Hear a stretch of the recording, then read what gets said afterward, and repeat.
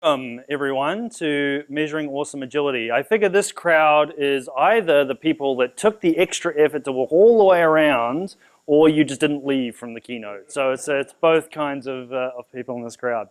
If you are not here for Measuring Awesome Agility and you feel like you need to get out at this point, feel free to skulk out into the cold and find something more interesting. If you are here for this, then you're in the right place. So I'm Ian Maple. I'm the Enterprise Agile Leader for Intuit. And that means that I own the Agile program across Intuit's various campuses. I'm going to tell you a little bit about myself. And the reason I'm going to do that is because I believe that high-performing teams are the ones that really get to know each other, that build trust. I want to share a little bit about myself so you know where I'm coming from. And then I'm going to ask you to share a little bit with each other. So, you know, that may seem scary. Don't worry. It's not going to be too bad. So a little bit about me. You may have heard a slight accent. That's because I'm from down under. Specifically, I'm from New Zealand. That is the one with the Kiwis, not the kangaroos. And if you're not aware of that, that little furry thing at the top is a kiwi. You may refer to that bird, the national bird of New Zealand, as a kiwi. You can refer to the people of New Zealand as Kiwis. This is not a kiwi. All right? This is a kiwi fruit. So when you buy those kiwis in Costco or whatever, you'll notice it says kiwi fruit on the box. That's what we're talking about. So I started my career down in New Zealand as a software developer. And along the way, something went horribly, horribly wrong, and I found myself in management, leading engineering teams in organizations around the world. That's my background. But along that journey, what I found was a real passion for unlocking, let's call it agility, right? Unlocking team performance. And I'd like to say that across that journey, I've lived kind of 4 agile lives. The first as a developer, leaning into that cockpit, going in and sitting with the customer every day, hearing their feedback, giving them some changes, getting that feedback the next day, right? Like that was my first exposure to what software development could be like, and was really transformational. Second, later on, I undertook an assembly of a global engineering transformation. So at that time, I had 7 development centers in 5 countries around the world. I took them on an agile journey. You can ask me later how that went. Not without its challenges, as I'm sure you're all aware. Later on, I went to work for an organization that was really getting agile right at scale. And if you've ever worked in one of those organizations and you realize why agile has exploded in popularity, when that organization is getting it right, it is an amazing experience, and you wonder why we ever did it any different way. More recently, I went to work for Intuit. Intuit feels a bit more like this, right? Intuit is a very large scale organization. Its agile adoption and maturity levels are kind of all over the place. And we're going to talk a little bit about that today, talking about how we kind of get a sense of what's going on and focus on the right things. So, this is a talk about metrics. So let's start with a very simple metric, and I think we already asked this earlier today, is hands up who has been to Agile Camp before. This is more than your first, so that's an interesting one. All right, now if you're brave enough, answer this question. Who's been to one of my talks before? All right, that's my, oh, there we go, look at that. That's a repeat customer metric there. That's my favorite metric, right? How many people were brave enough to come back? So what I'd like you to do now is I want you guys to gel. I want you to look around the people at your table, make awkward eye contact with those folks now, and I'd like you to gel as a team. So here's what I'd like you to do. I would like you to spend the next 2 minutes, introduce yourself to the people at your table if you haven't done so already. I would also like you to share with them what is your favorite metric for measuring anything. Right? So just share that with your teammates. As a bonus, if you can recreate this picture or one similar to it, feel free to tweet it or hit the social medias. If I see any of those, if you want to show me a picture of that later, I'll give you a little award, a little prize, which we have some decks here from our Beyond Planning Poker cards, which are sort of advanced planning poker. So I'll be able to share some of those with you. All right, there you go. Keep going. 2 minutes to do that. Okay, so we're gonna keep going here. I think there's a serious hand joining effort going on over here. So let those guys finish. So thank you for doing that. I cannot emphasize enough this idea that Agile is a team sport and that high-performing teams are the ones that integrate tightly together. So if you take nothing else away from what I'm going to talk about today, take that. If you are unfamiliar with Intuit, never heard of us, you may be more familiar with our products QuickBooks or TurboTax or Mint. We're awesome. This is the slide that our corporate communications team like me to put up in these sorts of talks. But I guess why I'm showing you this is I do hope that today you get a little bit of a peek behind the curtain. You know, some of the things that we think about, talk about, and how we anchor our teams. So we're going to talk about three things today. The first thing we're going to talk about is team agility outcomes. Second thing we're going to talk about is customer obsession and customer obsession metrics. And the third thing we're going to talk about is that use and abuse of metrics and some things that we can talk about there. But let's start with agility, not agile, right? What we are really talking about here is that there is a perfect world. In a perfect world, we have certain characteristics and outcomes of a team. First one is that our teams are not just engaged employees. They're not just having doing the best work of their lives even. They are having the best time of their lives. Absolutely ecstatic and exhilarated employees. They are operating at a blinding speed. The rate at which they're getting those things and ideas out the door, value to the customer, feels like a blur. It's just happening so fast. We are dialing quality and probably things like security all the way up to maximum. Right? What we ship out the door is absolutely perfect. What we deliver is exactly what we said we were going to deliver. Every sprint, every week, every month, every quarter, every year, month after month, quarter after quarter, week after week, etc. Okay, so perfect delivery. We have maximized productivity. Now people will look at this and go, oh man, 23 hours of work a day, number of lines of code written per engineer. No, none of that. Right? When we talk about productivity, we are talking about maximizing the rate of value delivered to the customer. Right? That's what we mean by productivity, not working people to death. Right? And lastly, and perhaps most importantly, our customers are absolutely delighted. Look at those two. Look how happy they are about whatever product it is that we're delivering. Absolute customer delight. Now, I mentioned that I'm responsible for the Agile program at Intuit. We call that Intuit Agile. Now, Intuit Agile has a vision statement, as you and your company and your team should have a vision statement. Our vision statement is this: world-class agility outcomes through enterprise-wide adoption of Agile and design thinking principles. And what I mean by that is that, yes, we're going to rally around Agile and design thinking principles, and we're going to back those principles up with a bunch of Agile and design thinking practices. Right? This is your daily stand-ups and your user stories and your Kanban boards and whatever. Right? But when a leader in the company comes to me and says, hey Ian, come make my team agile, my response to them is very much in the form of, sure, but can you rephrase that question without using the word agile? What do you really want? Like, what is really the problem? And that's when we come back to those agility outcomes. Right? My people are miserable. Why aren't they exhilarated? How do we get to that perfect quality, to that guaranteed predictability, to that maximum speed and productivity, and then of course our delighted customers. Now these agility outcomes are essentially those business outcomes, and that's why they are in turn supporting what Intuit calls the true north goals of the organization, and I'm sure your organization has similar goals, right? And associated metrics, by the way. Okay. All right. We're going to give out a worksheet to you guys that you're going to use in a second here. But this talk is about measurement. So that's the structure. Let's talk about measuring that structure.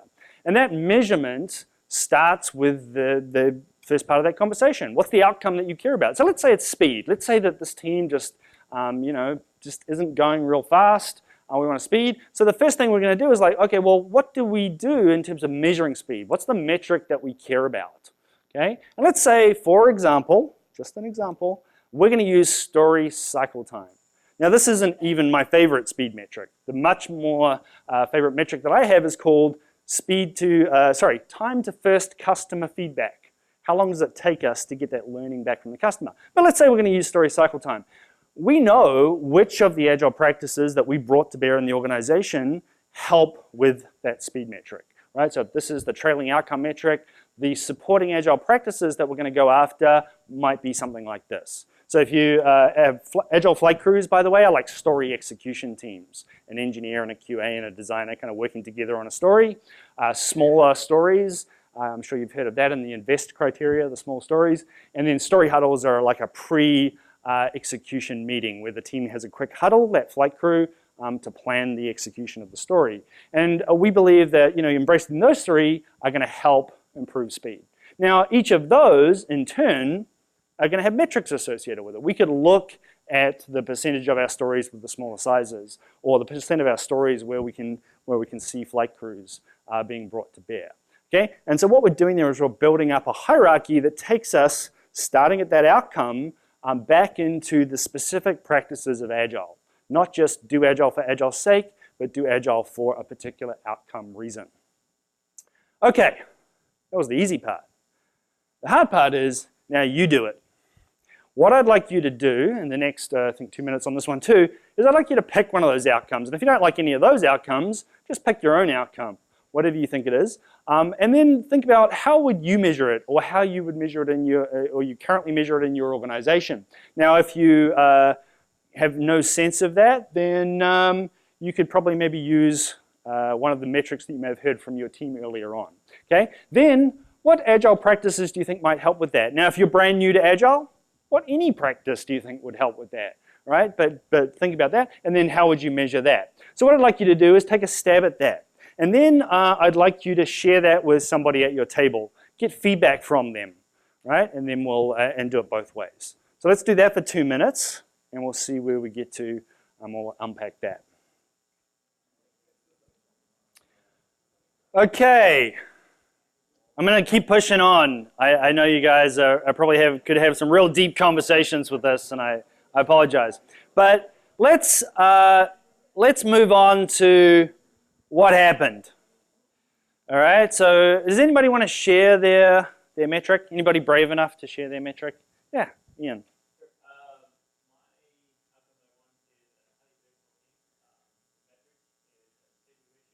Okay.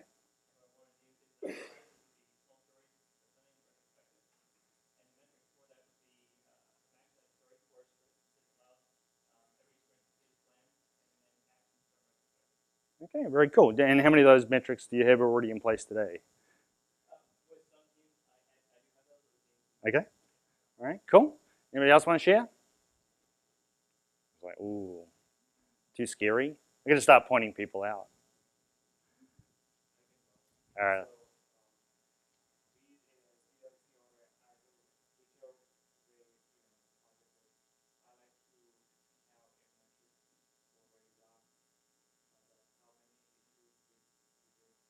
So what's the outcome?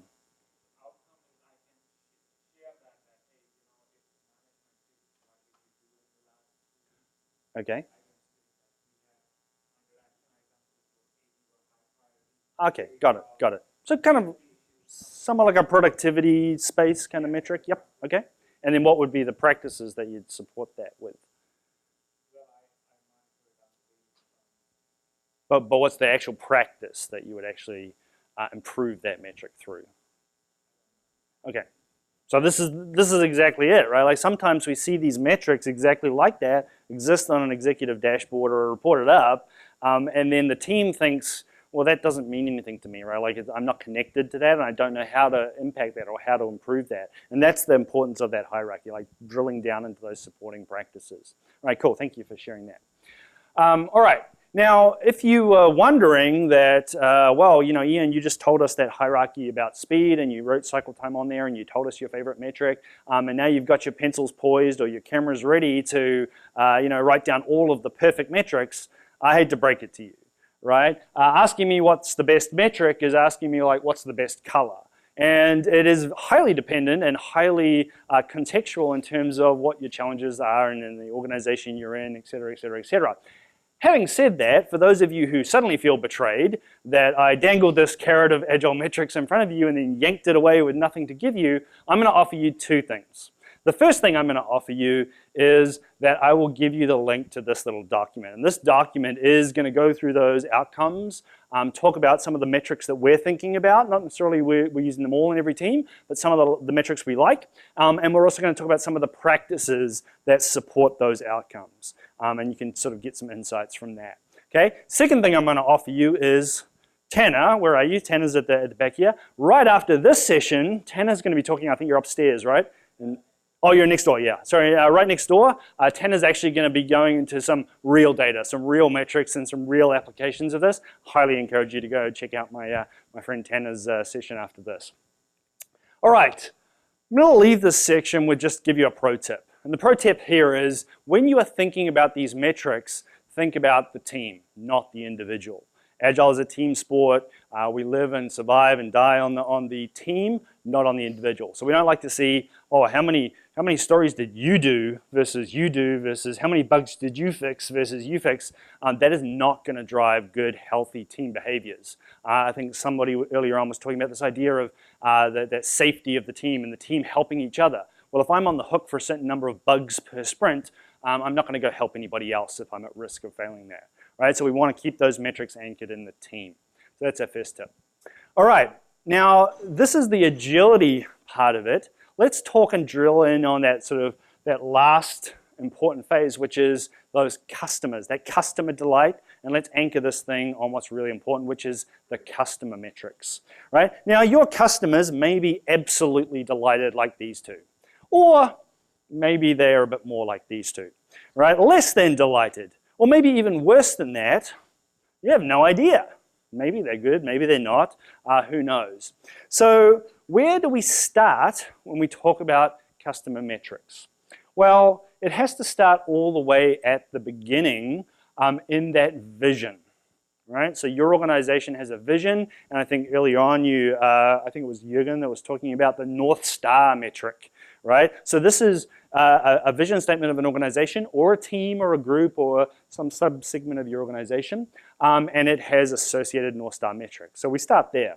Now, I thought rather than bore you with more Intuit stuff, because I know how people feel about tax-related stories, so we're not going to get into that. I thought I'd give you an e-commerce example here. So let's say a vision for an e-commerce company might be this: to be Earth's most customer-centric company where customers can find and discover anything they might want to do online.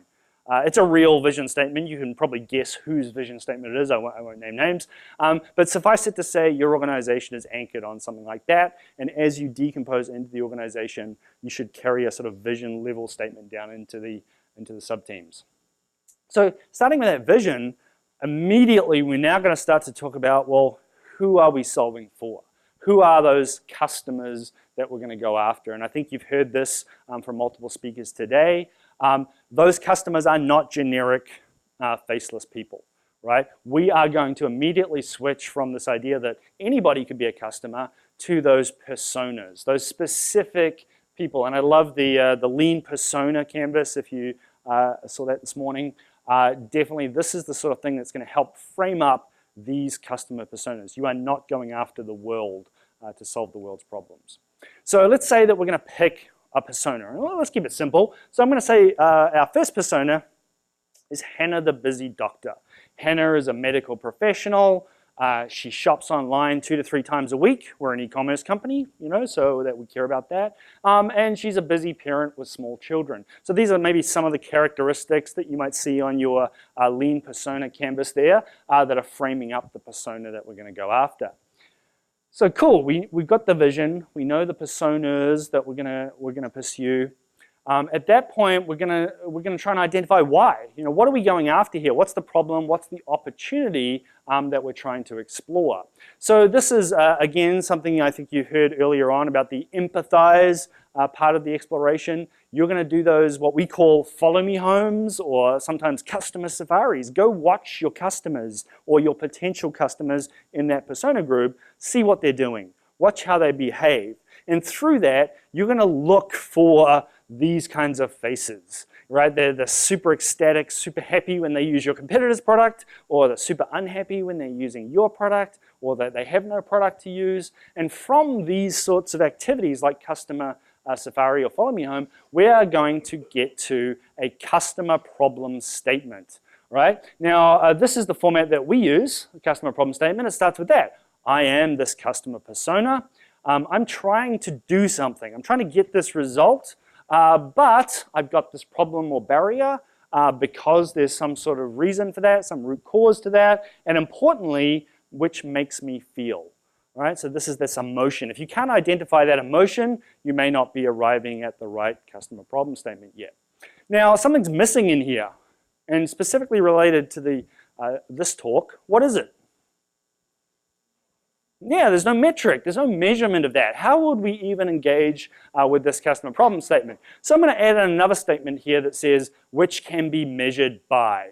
Right? And this is the success metric associated with this customer problem statement or opportunity statement that we are going to go after. If we don't understand what that is and we don't know what to watch, then we're going to have a problem. Okay, so let's go back to our Hannah example here. So I'm Hannah, the busy doctor. Let's say that I'm on this e-commerce site. I'm trying to find a product that I love on this website, but I can't tell if I really like the product. And so, we're observing Hannah, we're maybe interviewing her and trying to get a sense of that. And she's telling us that the little pictures aren't detailed enough so that she can't really get to that point that she loves the product. All right? And that's really making her feel frustrated that there's no higher res imagery, and so she's disengaged and she doesn't purchase. All right? Now, we might measure that by how often she's adding to the cart. Now, I'm not saying this is the perfect metric. I'm saying this might be an interesting one. If Hannah is not dropping items in from the browse experience into the shopping cart, then that's a pretty good indicator that for whatever reason we're not closing the deal. Okay? So same thing here. I'd like you now to flip over your sheet. I think this might be on the back. Activity 2 is you taking a stab at this. Now, you don't need to write the entire thing, but I do want you to focus on those top 3 things. Who's your customer, right, in your organization? And if you don't have a customer persona or can't think of one, then pretend to be the customer. You could be, I am an attendee of Agile Camp. I'm trying to, learn everything or write, take notes or whatever it is, and I can measure that by some metric. So let's take a stab at those 3 things. If you get to these bottom ones, great, but it's not required for this session. Right? So again, once you've done that, share with your colleagues, get some feedback on that, and then we'll talk about what we're going to do with this. So for those of you who, Smita, I think you're aware of these, right? Maybe a couple of people have been to our session on Beyond Planning Poker. These cards are the ones that take you beyond just simple estimation and into how to focus from a customer obsession perspective on making sure that you're building the right thing, what the benefit is it aligned, should be an experiment instead, etc. So there you go. That's copyrighted by Ian. Yeah, there you go. I thought you were copywriting it. That's the deal, right? Okay. Stop. What happened? Yeah, you think that's funny, unless that was your couch. Who'd like to share? Smita. I'm a Scrum Master. I'm trying to help teams which can be measured by the work finished. Okay. But resources keep moving because management doesn't understand. This makes me feel frustrated. Yeah. Great. Right? Now, noticing that when we think of those customers, and particularly if you're in the Agile world and in that agility improvement space, you don't have to think of your customer as the external customer of the end user of the product. We have a lot of teams, my customers are not users of TurboTax. My customers are Intuit development teams. So yeah, great example. Thanks for sharing. Anybody else want to share? Yeah.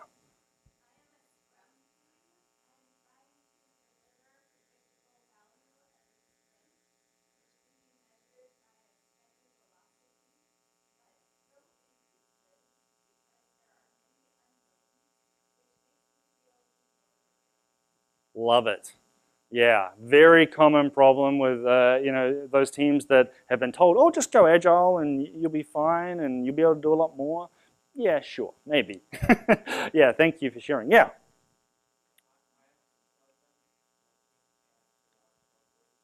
Can you guys hear at the back? Okay. You want to stand up and I'll go and stand here with you with the mic. I'm a consultant. Sorry for getting too close. We are in Yeah. San Francisco, so everything is fine. Okay. So I'm a consultant trying to solve a problem, trying to make an organization agile, but they are stuck in the old habits. And some of them are thrilled to be agile, but others do not want to hear that word. Yeah. How do I solve the problem? Which metrics do I show them that they get on board? And then So what's the metric that you're watching now? how many can I on? Oh, how many I can onboard? Okay, got it. Yeah, cool. Yeah, very good. All right. So you can kind of start to see that we need to anchor this. It's great to do design thinking and it's great to embrace that kind of stuff. But if you're not anchored in the data, you are not going to be a data-driven organization. And if you can tie those things back to the customer value, that's what we really care about, because that's ultimately what we're trying to do to get that customer delight outcome. Okay? All right, so cool. We've kind of identified our customers here and our customer problems or opportunities. Now, what does the opposite look like? What is in a perfect world for you? And this is where we talk about the ideal state. So now our customers are absolutely delighted. Now, we literally frame these statements in a perfect world. And I showed you in a perfect world for my one, right, which is those world-class agility outcomes. It's sort of framed out something like this. That same customer persona can now do something. And not just do it, but do it near perfectly, if not perfectly, right? And we are not just going to be satisfied with the metric, we are going to be wildly successful when that metric approaches some number. And by the way, don't forget that these metrics don't exist in isolation, so it might be that this other metric is also approaching this other value, or one of those metrics approaches these values. All right? Now, the emphasis here is on something that is almost out of reach, right? So think when you're describing an inner perfect world statement, it's so ambitious that it's almost unattainable, right? So don't just say, oh, I'm going to set the bar from here to here, and yep, okay, now we're successful. Yeah, that's taking you to employee engaged. Employee exhilaration is way up there, right? It should be almost impossible to achieve. All right, so again, I'm going to get you guys to take a stab at that. Now you can take your customer persona directly down into your ideal. Oh, sorry, I'm going to do the Hannah example. So let's say that for our example with Hannah, in a perfect world, Hannah, the busy doctor, can find multiple products she loves every single time. And again, she's coming here 2 to 3 times a week. She shops on our website, right? Now we're going to know that we're successful there when that add to cart ratio, you know, how often she visits the site and puts something in the cart, approaches not 100%, but 300%. She's getting 3 on average products every visit to our website. Now that may seem crazy for those of you in e-commerce, maybe does, but this is, you know, so aggressive and almost out of reach. That's what we want to kind of articulate in a perfect world, in an ideal state, right? Not just an okay state.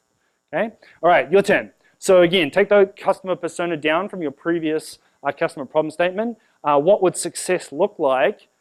Perfect success. And what's that metric? It might be the same metric, or it might be a slightly adjusted metric from your customer problem statement. But what do you think that value would be now in terms of the perfect or ideal state? Right? So take a stab at that one. Okay. So what happened this time? Who would like to share this time? Do you want to share? No, she does. Oh, she does want to share. All right, oh, come on, stand up. Stand up and. I, as a member of the faculty, I'm with UCSF, can intuitively update my scientific profile. We are wildly successful when calls or tickets concerning scientific profile approaches 0, or our faculty use satisfaction approaches 100%. Ah. What do you think of the chances that it will ever approach 0 or 100%? The 100%, but the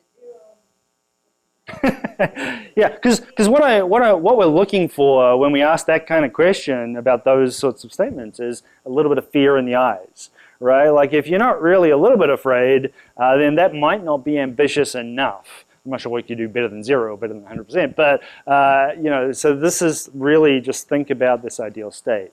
If you just set a bar here and a team achieves that and they get patted on the back and you know keep going and you'll get progressive improvement. But when you set a bar so high that it's almost unattainable, you'll find that the teams are coming up with great and innovative ways to really leapfrog. And this is where you can really disrupt and unlock that disruption through these kinds of mechanisms. All right, so don't forget about that and push back a little bit if you feel like the metrics that you're hearing or those ideal states are not aggressive enough. All right. All right, sorry, I was gonna. Anybody else want to share? Looking at you guys at the back there, troublemakers. Here's one over here. Yeah. So my customer is a teenage girl who's buying a Congress. Yeah. She is nervous about it because she's not cool. She wants a cool Congress and it's making her anxious. Okay. So when I thought about well, what would be perfect, Yeah. obviously when she finds a super cool Congress, Yeah. she buys it. Yeah. But then the metric is really about her. It's something Like that individual yes or no kind of metric, right? well, I think it's even more ambitious than that, right? Yeah. Like all of the people at prom think she looks great and then Yeah. Instagram her story. Yeah. And is that an interesting metric, right? Like you can go to Instagram and yeah, yeah, yeah. Oh yeah, yeah, absolutely. They're anchored on the customer aspect of that metric. Not is it successful for the business, but is it successful for the customer? Yeah, yeah. Good point. All right, I got a little time warning there, so I'm going to keep going. So going from ideal state, we're then talking about, well, what do we do around here to move from our customer problem opportunity area towards that ideal state? And this is where we move from the vision statement into the mission statement. Right, so your organization, your team should have a vision of where we want to go, and alongside that, the mission of what we do around here in order to get there. Right, and this is what's taking us from the framing up of this thing into actually delivering something. Right, so what we do after we kind of framed up our underlying mission statement is deliver features, but actually that's not it.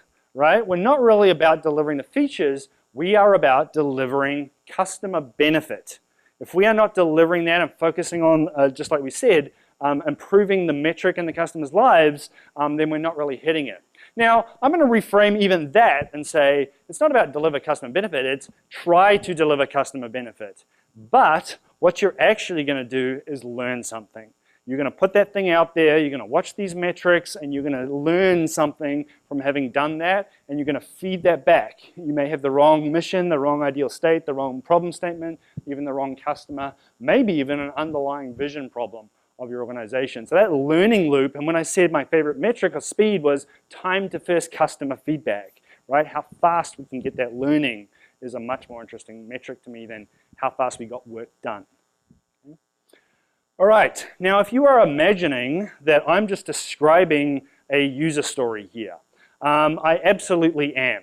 But it is much more than that. We're not just talking about the little things. We are talking about everything from the little things all the way up to the big things. And I'm not going to go through this slide in detail. Suffice it to say that what you're looking at here is kind of how we think about breaking down everything from the long-term vision time horizon down into that sort of sprint time horizon when we're down here in user stories. At each of these levels, we are delivering these things, these user stories, these epics, these initiatives. And again, this is the terminology we use, and some of you are going to get different terminology in play. But you can see alongside those things are those things that we're delivering and those customer metrics that we're measuring.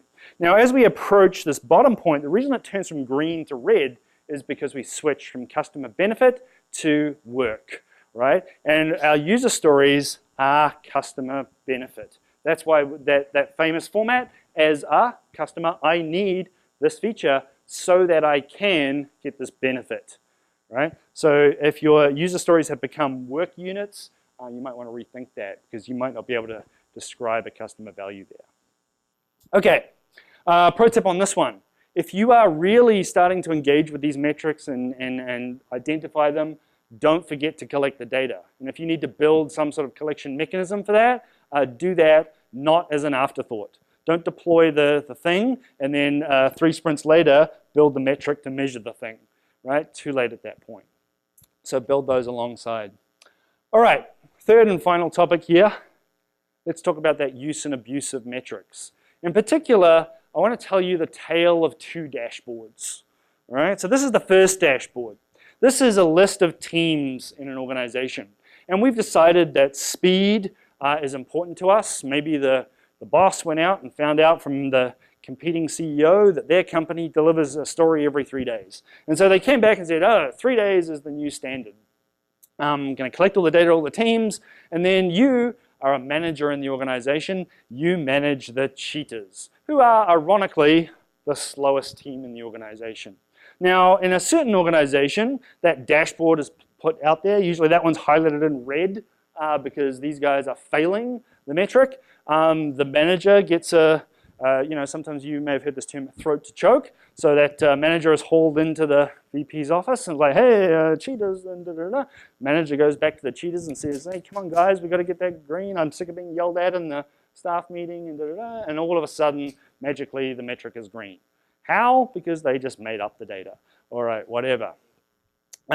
So this is a great example of where sort of top-down metric dashboards kind of come down and hit the team, and the team scrambles to try and appease the data.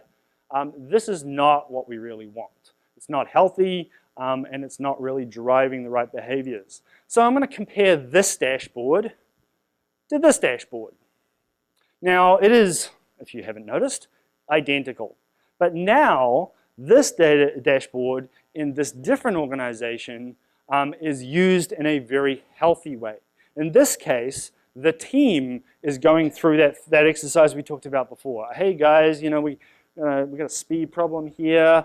We're going to be really good if we could understand, what our speed is, how we measure against other teams. We can go reach out to these teams and find out what they're doing, and use their practices and find out what they do really well in their practice metrics. So this is basically a way to connect teams together now to help each other out, right? And again, this is a very sort of deep-seated cultural thing now. We're talking about leadership behaviors, not just team behaviors, and so there's a lot behind this stuff. So I'll give you this sort of cycle picture of how to think about this. First of all, you're going to have great retrospectives. I always say if you don't know where to start with Agile, start with doing great retrospectives. And now, I'm also going to throw the term review in there, right? Review and retrospectives. We're looking at those agility challenges. We're looking at the customer, everything from the North Star metrics all the way down through our organization. We're bringing that in, and we're going to decide on what the problem is. And then we are going to go probably to one of those outcomes. And we're going to pick that outcome metric just like you did in activity 1. Right? From there, we're going to go and pick the practices and metrics for each one. Now, if we don't know what those are, we are probably going to go to this step and then go back to that step, which is go find out what others are doing. Use that dashboard version 2 in a healthy way to help identify those teams and potentially find out what those practices are if you don't already know, so that you can then start to do something about it. Now, focus on the practices means, I don't know, try doing what that other team does. Get some training, get some coaching, read a book, all those things that we need to do to improve those practices. Watch those practice metrics, and as those practice metrics improve, so should those trailing outcome metrics. If they don't, then you don't have the right practices or you don't have the right practice metrics, right? Or somebody's making up the data because they're scared of the dashboard, okay?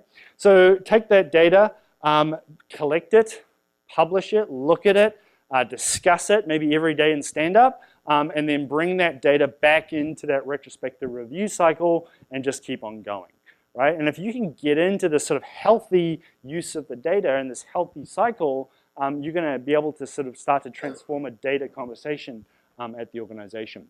So if you were sitting there, and when I was talking about dashboard 1, thinking, yep, that's me, or that's my organization, I had a quiet word for the leaders in the room. And if you're not a leader, you can just block your ears or ignore me for here. But first of all, make sure that you're driving from an intent perspective, right? So you have a clear mission. The team understands what the vision of the mission is and the associated North Star metrics, from the very beginning.